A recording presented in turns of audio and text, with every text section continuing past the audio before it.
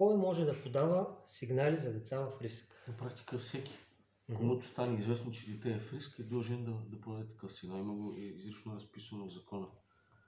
Член 7 мисля, че беше. Член 7 от Закона за закрила на детето. Тоест всеки баби, дядовци, лели, чичовци, Да, дори непознати хора на съседи. улицата. То е логично, то няма лошо в тази разпоредба. Въпросът е да не се злоупотребява. Лице, на което стане известно, че дете се нуждае от закрила, е длъжно да уведоми дирекция социално подпомагане, Държавна агенция закрила на детето или Министерството на вътрешните. Да. Добре, ако има злоупотреби, тъй като проблемите всъщност, с които ние се занимаваме, какво се случва в родителските войни, когато родителите се разделят.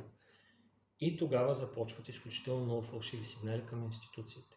Ако сигналът е легитимен, окей. Какво правим обаче, ако друг родител... При всеки един сигнал, законните задължения на отделите за закрила на детето са да ги проверят сигналите.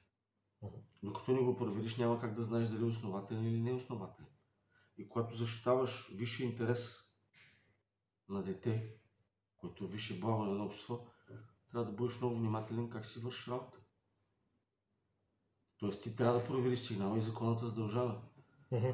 И в зависимост от информацията, с която се сезирам, има различни хипотези на предприемане на мерки за закрила, действия и така нататък. Има случаи на спешност, случаи, когато не изискват спешност. Всичко е разписано. При пряка и непосредствена опасност за живота и здравето, органът по закрила е длъжен да действа незабавно до 24 часа да предприеме действия.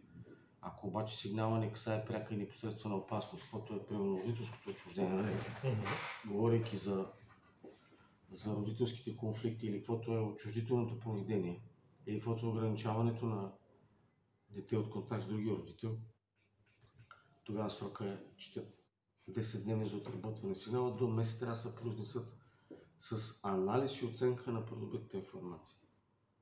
Анализ и оценка означава мисловен процес за обработка на придобита информация и извеждане на изводи, което не се случва на практика.